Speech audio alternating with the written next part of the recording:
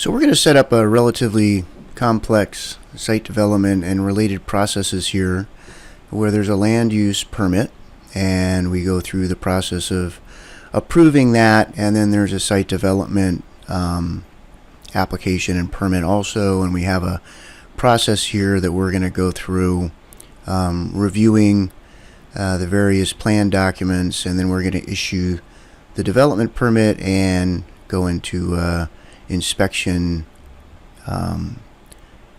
process down here. The application itself, we're going to set up these different types here is subtypes. We're going to create contact information for the different people involved in the project or businesses involved in the project here. We're going to set up some checklists in the process and kind of set up part of this process here in Citizen Serve. And so we've got a bunch of information here, and here we're gonna get started on creating an application type and making it available on a citizen portal and that sort of thing. So I'm logged in here as somebody who has manager rights to the planning and zoning department here. And you'll notice that if I click on the building department, I don't have rights up here. I just have rights in my department to do certain administrative features. And I'm going to click on lookups here. And we're going to go down to our permit types. We don't have any permit types here in planning and zoning, so I'm going to click over here on add new.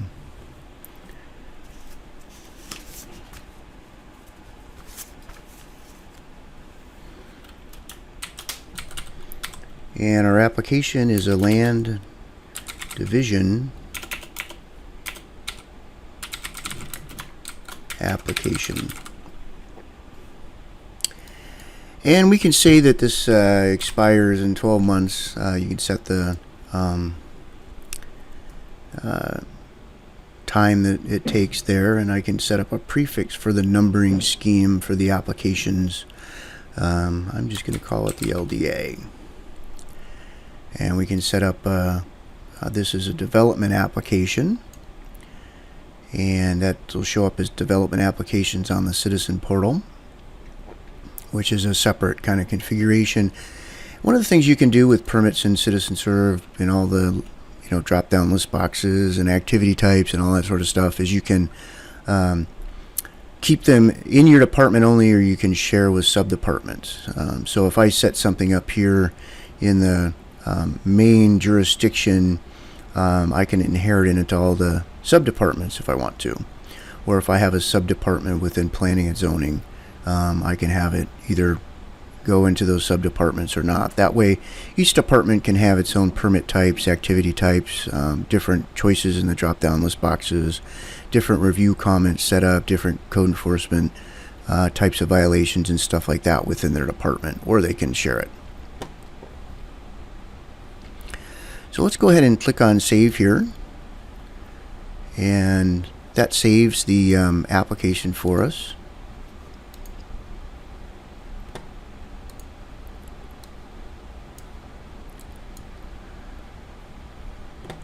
And we're going to go to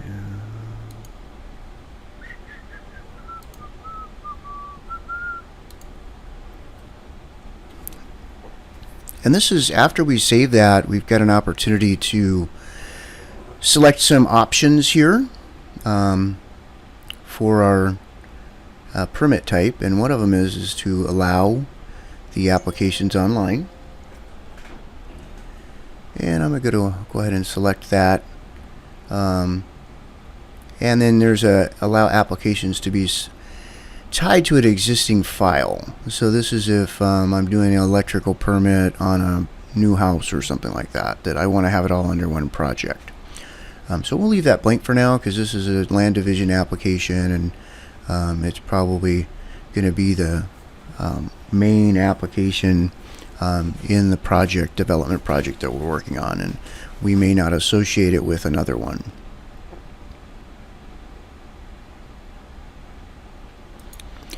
We can also allow any kind of address, or we can require a valid address, and so that's looking up in the parcel database to determine, and then we can accept applications that aren't really associated to an address also.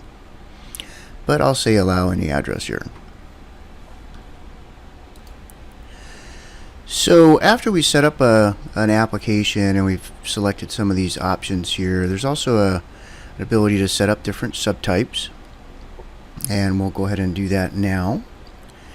And we can also have different fee tables down here, and the fee table actually is, you can grandfather it so that if you've got an older set of fees that certain applications would apply to, and your fees change and it only applies to new applications, then you can do that too.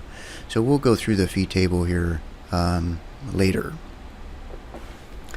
So let's put some subtypes in, and we've got a list here of the different types of uses here, and we're gonna put those in. We can specify on each one what the submittal documents are that show up on the portal. I've got kind of a submittal document here that I can use.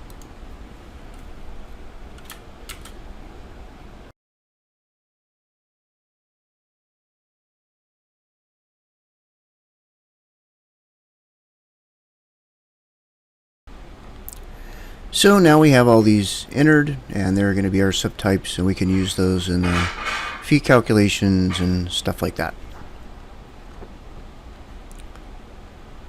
So let's go ahead and save this.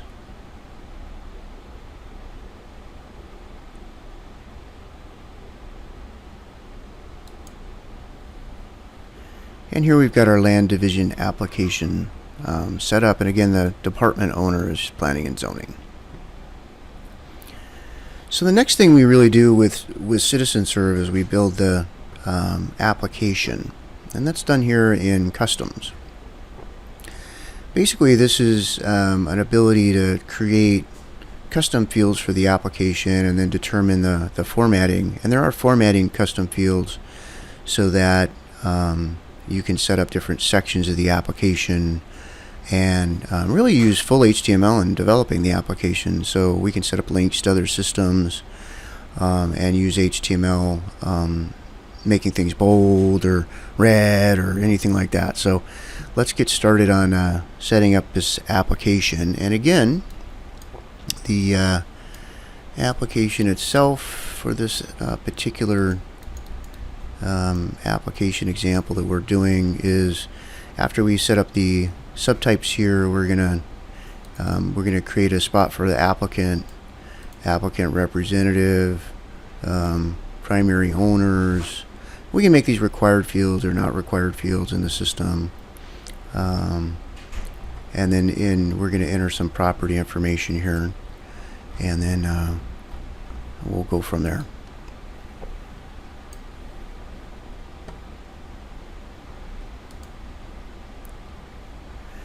So we've got a bunch of existing custom fields. You can reuse custom fields in the system. They're really, just going to end up when you use one on an application. It really is, you're just using the formatting of an existing custom field that you've set up. So,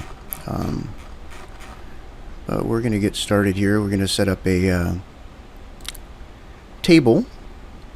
And this is the application format. So we're going to do, this is our land development application permit. We'll just call it that, and that's sort of where we're going to stick all the custom fields when we're done. And we can decide whether we want to have one field per line or two. Two usually works best. And we've got the scope again, and we can select a table type here, and we're working with a permit. So I'm going to select that, and then the only one available in this department is land division application. So we've got our LDA permit, and I'll save that, and that's going to get saved. So I can, right now I can start building this, and I'm going to take custom fields and create custom fields and just put them over here in this side of the application.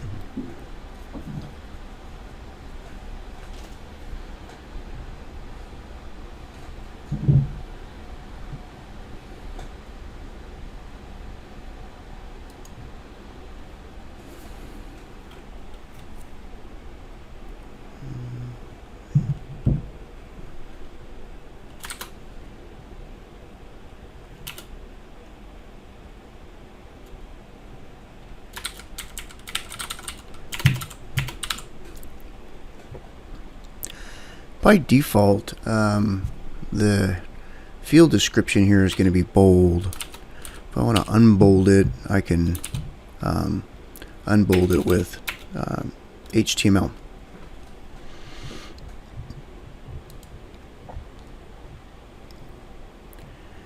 And here we can do a contact listing or a contact listing by type.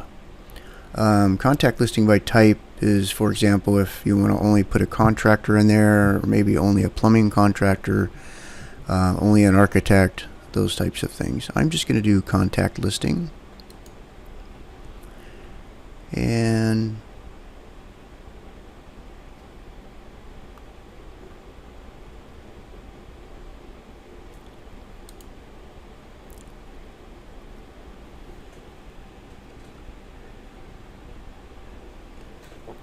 in the system, we can, under the contact listings, we collect personal information. We also have company information. And then we have personal and company information. So let's select that.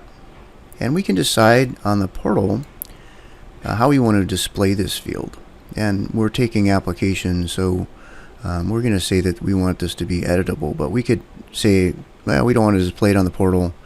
We can display it as a read-only. We can display it as editable, which is what we're going to choose here. And then we can also say, hey, we only want this editable when it's being entered. Oftentimes with certain applications, you may be taking a tax ID number or something like that, where you don't want them to be able to change that later if the application is editable, say in like a resubmittal format or something like that. And then display only on the portal is fields you don't want to see on the staff side. You just want to display on the portal. We can put in some help text here too, which basically is we'll show a little help icon like this one here if we put that text in there. Fields that are searchable fields you can set up here under searchable. Contact listings are automatically searchable because it's just a contact in the system. So we can make this required or not required. We can also say it's required only on the portal, which sometimes you want to have it. Definitely if it's a citizen application on the portal, we want them to enter it. But if it's being done on the staff side, maybe not. Let's make this one required. We've got to have an applicant, right? We can secure information, mask information. So if they do enter something that's personally identifiable information, like a birth date or a tax ID number on the portal, we're never going to show that to them again. So if somebody hacks their account, they won't see it. And we can also set default property here. So let's go ahead and save that. So now we've got one field. And oftentimes when building the application, we'll pull up another browser. And we can log in the other browser.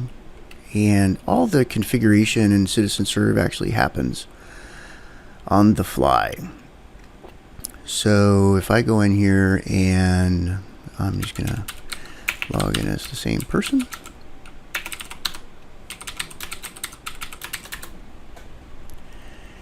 And I'll click on create permit project.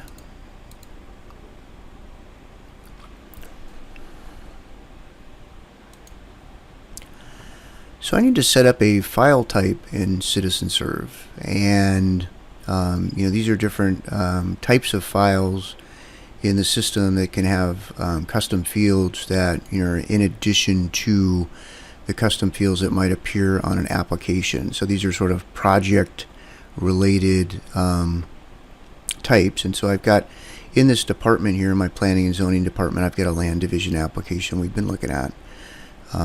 But I want to have a file type that I need to be able to select here, and I'm going to go to file type. I only have a business license in there that's actually up in the root directory, and it's inherited. This file type kind of goes down through the directory structure here. So I want to add a new one that's just specific to my department. I'm going to call it a development application. And here we can select the type of file that we're doing, and these are the main types of files in CitizenServe. This is going to be a permit. Permits are something that they get closed out at some point. Business licenses get renewed, and then general code enforcement and general case are just different case management types that we have in the system. So let's go ahead and save that. And so now we've got a file type set up. So we've set up one field in our permit so far, and we set up the applicant representative. And we can look over here, and this is kind of when you're developing the applications, this all happens on the fly. So I've basically logged in a different browser, and I can pull this information up, and I can see down here the fields that I'm building in the application. So we've got applicant representative here. Applicant was actually already in there, so I just changed that to applicant representative as the next field that we're collecting here.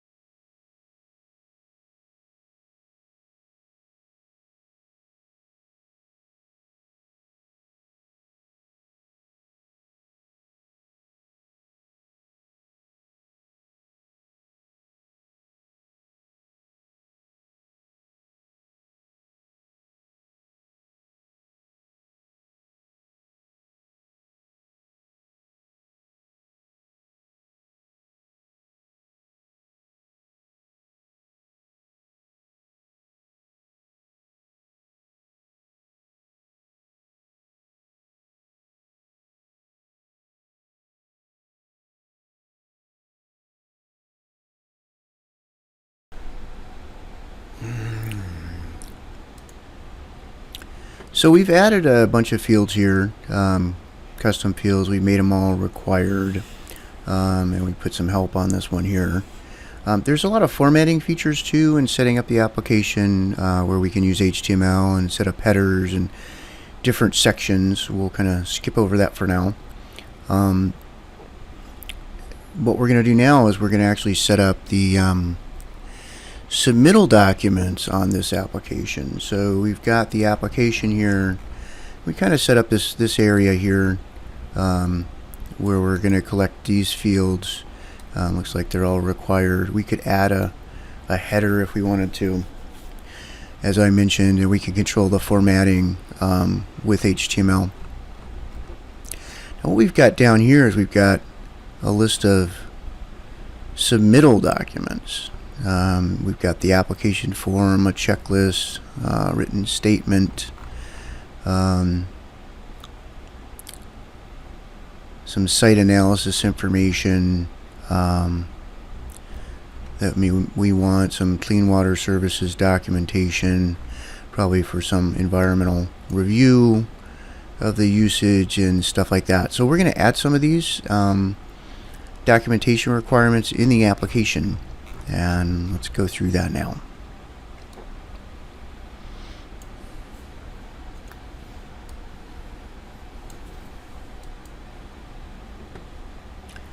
We're going to click on the table that we have for our application, and you can see the fields that we've added so far. And at this point, I'm going to just click on Add New Field. And this is a good example of how the documentation requirements are set up in the system. So I'm just going to type in application form.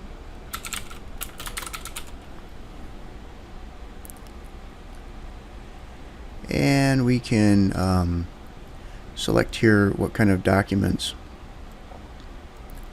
that we want.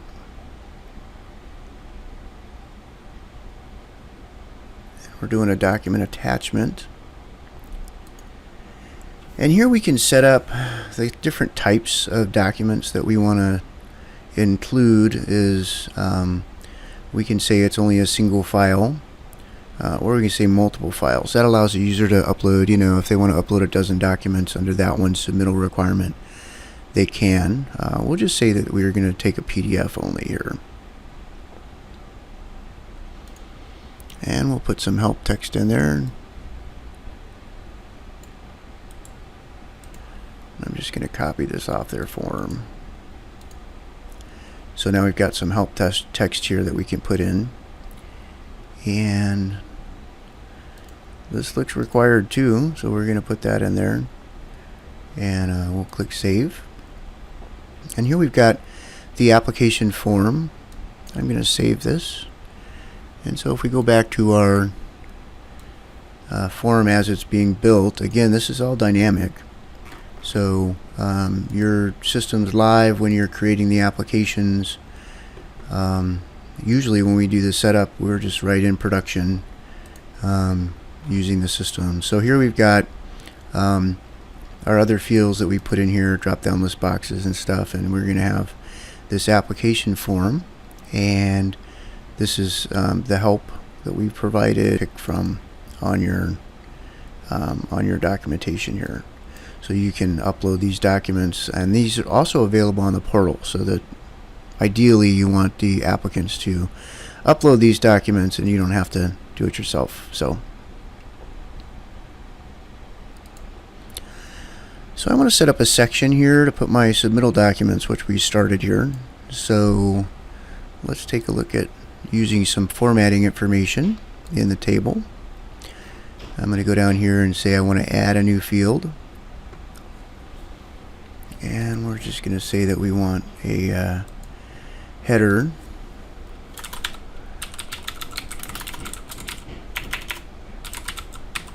And we'll say we're going to put the submittal documents in there. And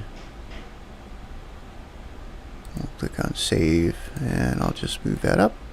We'll click on Save and jump back over here to see how that looks on our form. And we can see here that we've done a header, which is now separating this top section here from what we're going to build down here in the submittal forms. And I could also put another formatting feature in here to kind of create a line that sort of separates things, but I'm going to skip that for now, and we'll just add the rest of these required fields.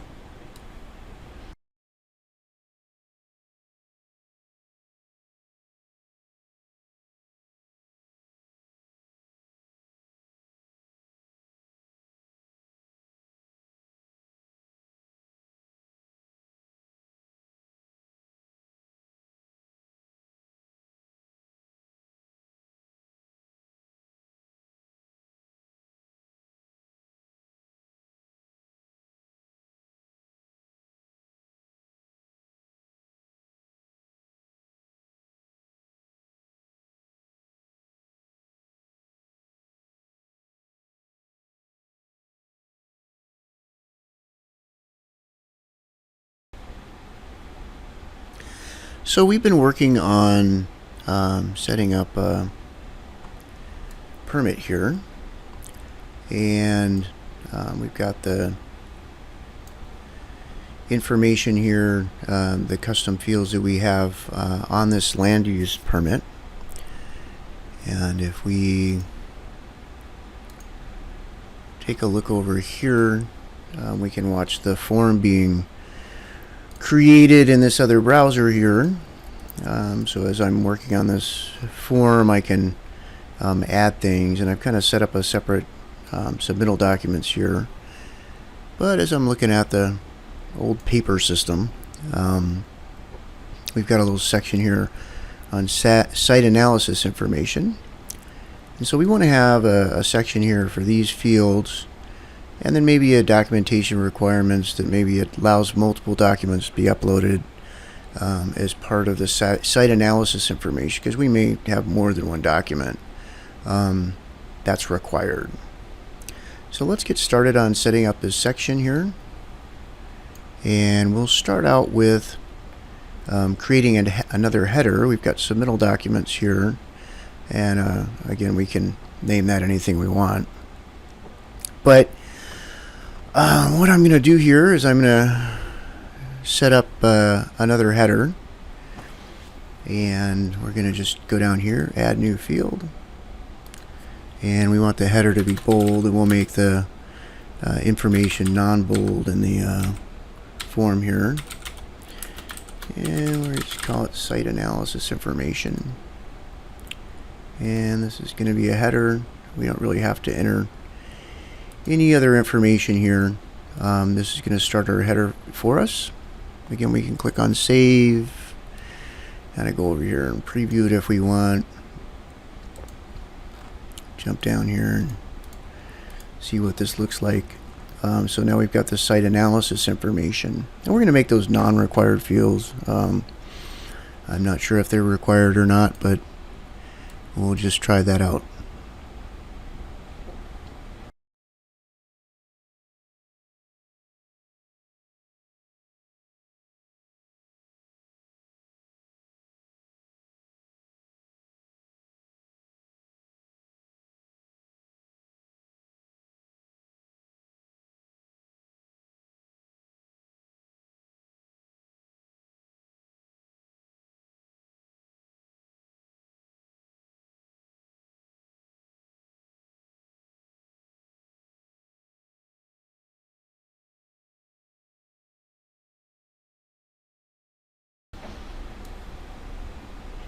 And let's take a look at where we are with the application here.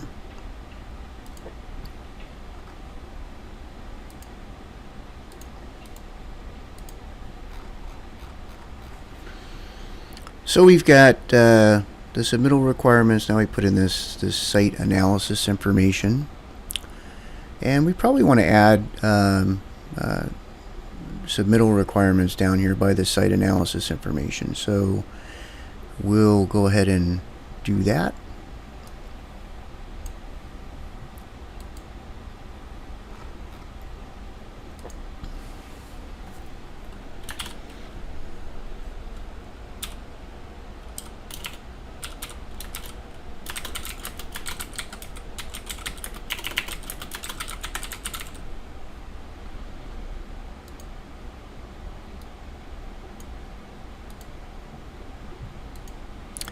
And we're going to allow multiple documents here, so they can upload a bunch of stuff that they want.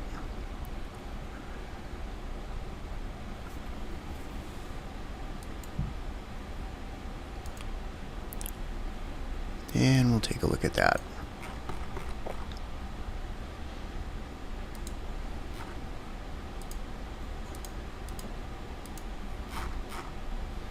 So we've got a site analysis documents down here at the bottom, so they can enter their information here in the section on the application, and we can upload documents here that might be pertinent. So let's take a quick look. We've been looking here. This is the staff side of the application. One of the things about Citizen Serve is its Citizen Portal is integrated with the program. So if I go in here and take a look at the portal,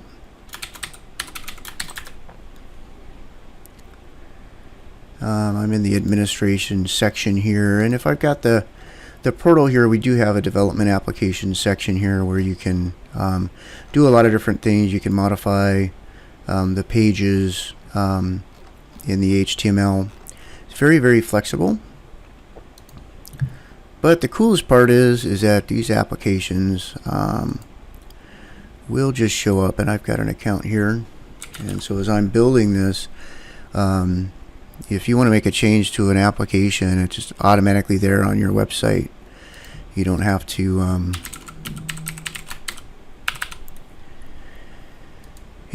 go make another change if you don't need to. So I'm going to basically say, hey, I want to look at development projects here, and I want to apply online. And here's my land division application that we've been working on. And I can pick the type here. My project is, new subdivision, and I can enter my main parcel number. That's probably good enough, and we're in our fictional Buena Vista City here.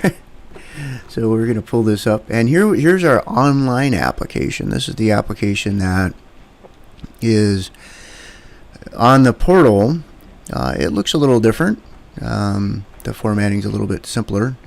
So here we've got basically the submittal documents, the help information, the contact information fields here, the property owner, and I'm going to be the applicant because I'm logged in as me, but the applicant representative and the property owner here, you can enter new contacts information, and we also support doing a lookup. If I just start typing something, we'll see that show up in that particular field. So that's kind of the portal, and this is all HTML, responsive design. So if we're on a smartphone, the application looks a little bit different. So you can kind of see here that if we are on a different form factor, the application is going to show up here. And we do, a lot of these applications are complicated, so we do a save for later in case you get started and realize you need a bunch of other stuff and you want to just come back and finish filling out the application. But that's the how the online application here is starting to shape up as we're building the form. And if we were live and this was our application now, we could jump in and just add a field, change a field, without having to really, we don't have to kick people out of the program and restart anything. It's all on the fly configuration.